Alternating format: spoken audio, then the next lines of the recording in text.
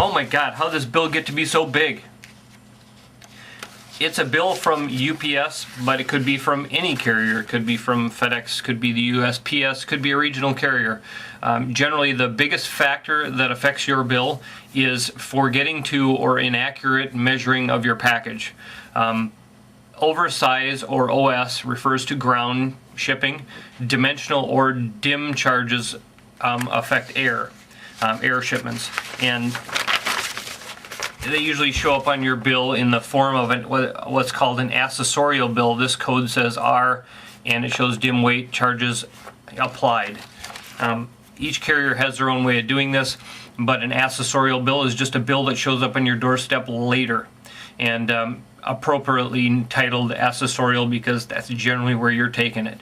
What happens with the accessorial bills is if you've already billed your customer upfront for shipping and you forget to dimension a package, or you dimension it improperly, and the package is then audited moving through a small package carrier system, they then send you an additional charge or an additional bill that you have to pay even though you haven't been able to collect it from your customer, or may not be able to collect it back from your customer at a later date.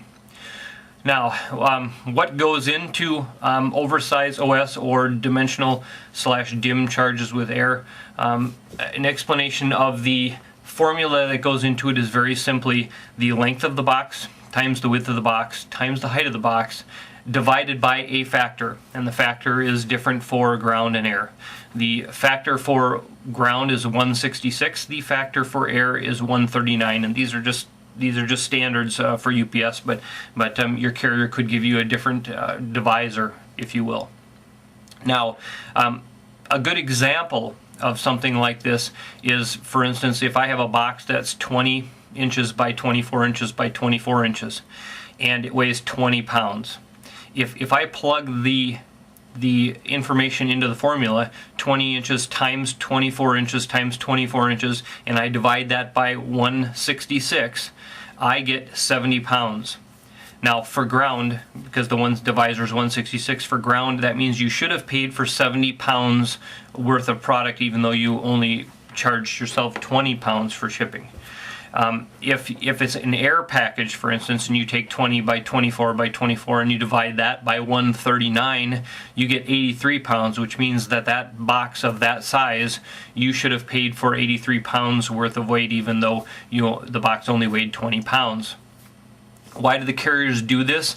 They're not just out to get you. That's not the reason behind it. The reason behind it, and believe me, I'm no fan of the carriers making an extraordinary amount of money either, but the reason why they're doing it is because they need to recover a certain amount of revenue per truck that goes down the road to stay in business so that they can keep moving your packages. If they pick up a ton of boxes that are full of feathers, obviously the weight isn't going to pay for the amount of shipping that goes down the road. So they've come up with their formulas to decide exactly how much money they need to move that product effectively and to stay in business. So that's how and why they do it. Why is it important to you or me? It's important to you or me to do it properly because it means money. If you're billing your customers up front and you can't bill them back later if you make a mistake, then it's important to do it right the first time. So again, my initial example was a 20 by 24 by 24 box moving through the system. We actually dimensioned that package moving from our zip code in the Midwest here, 55110, to zip code 98626 in Washington. Now, the ground charge for 20 pounds under our contract is $25.05. The oversized charge using that formula for 70, turning that box into a 70-pound box, if you will, is $52.87. That means that if I charge my customers $25.05, I've now lost $27.82 in the shipping charge alone. If that package was moving air from our place to the customer's place at the other end, a next day air package that's 20 pounds would cost $158.81. The next day air dim charge, when that package dimmed out to 83 pounds, which just means we should have paid 83 pounds worth of freight for that large box that didn't weigh much, would have been $382.37. Now that means if we billed our customer the $158.81 up front, we would have lost $223.56. In both of these examples, when you have a large box that doesn't weigh a lot, your effective shipping rate doubles. That makes shipping extremely expensive for you. So you want to make sure that if you're billing your customers up front, that this stuff is done right before it leaves the building. And there's several ways of doing it. You can measure packages by hand, which we'll show you in a second, or use equipment, which we'll show you right after that. But either way can be effective. You just want to make sure that you're doing it when you're moving your packages through their system. All right, let's ship the package. To appropriately dimension a package when you're shipping it through the system or through a system, a FedEx, UPS, or any other regional small package carrier, or the USPS, what you want to do is capture your dimensions properly. You do that with a handy-dandy tape measure and a scale for the weight. Just any kind of a scale works great. You start by measuring your sides.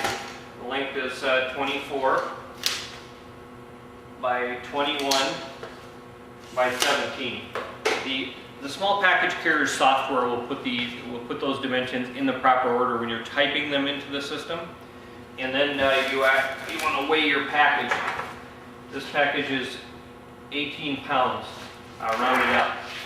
It's important to remember to always round up your dimensions. It's also important to round up your weight. And a lot of people will say don't do that, but if somebody who's auditing it, going through the system, does it that way and you don't do it that way, you're paying more money. So it's always important to make sure that you're rounding up your dimensions and rounding up your weight. As you can see, using a tape measure, measuring a side, and then measuring another side, and then the third side, typing that into a system is not a big deal if you're only doing 20 packages, 20, maybe 30 packages a day.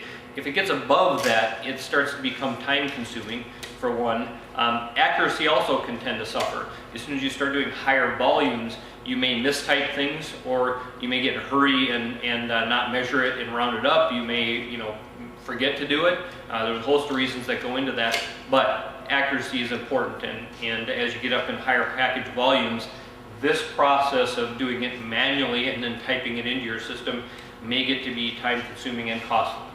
So I'd like to show you the faster way of doing this.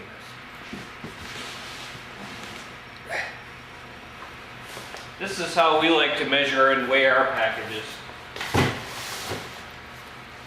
It's already done. Now you might think that was all just for show, but it really wasn't. This solution is a scale, 18 pounds, and a dimensioning device, which then can dimension your package while weighing it without you ever having to do anything other than setting it on the scale. And the interesting thing about this is this solution can be tied to your shipping software. Doesn't matter what software it is. It's user-friendly, able for you to set it up in your shipping department, very quick to set up. A couple of bolts and you're ready to go. You connect it to your shipping software, and most shipping softwares that can connect to scales can connect to this piece of hardware, and this will greatly help your accuracy